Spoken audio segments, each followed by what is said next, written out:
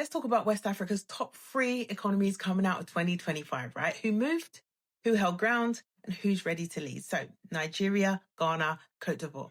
Here's how they stacked up, right? So Nigeria is still the heavyweight. They're like GDP around $450 billion.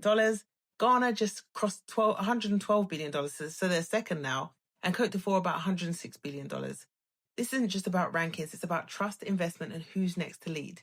So Nigeria holds the top spot, but pressure is real. Inflation's high, the Naira is weak, but agriculture, trade, telecoms, and real estate are still moving, right?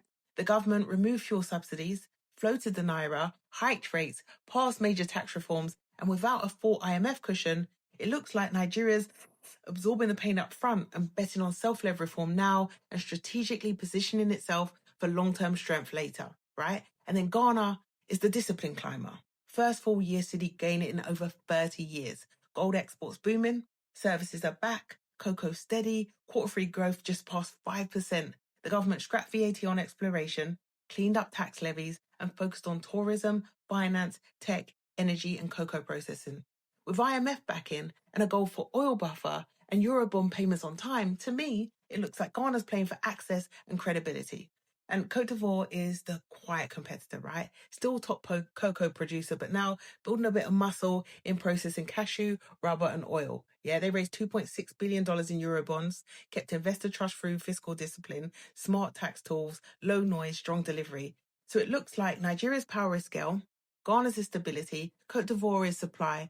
But let's be mindful, power alone won't hold. If reforms stall, if elections shake trust, if prices dip, then the wins don't last, right? 2025 was the reset, but now the scoreboard is shifting. But none of it means anything if it doesn't reach the people. Prices are still high, jobs are tight, small businesses are stretched, and insecurity is still rife.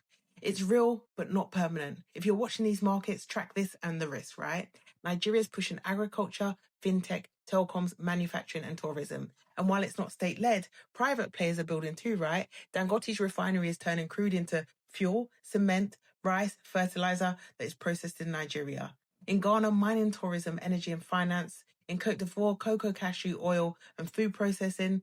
This isn't investment advice, by the way, but if you care about ownership, trade, or opportunity, these are the sectors to watch, right? Founders, follow where credit flows, right? Diaspora, watch rates and land. Government, make policy personal. Stability is a signal, not a solution. The real pattern is to buy, build, and bet when the board resets. And all 3 countries still failing at one thing: communication. Reforms without context feel like punishment, but pain with purpose, that strategy that people will stand behind.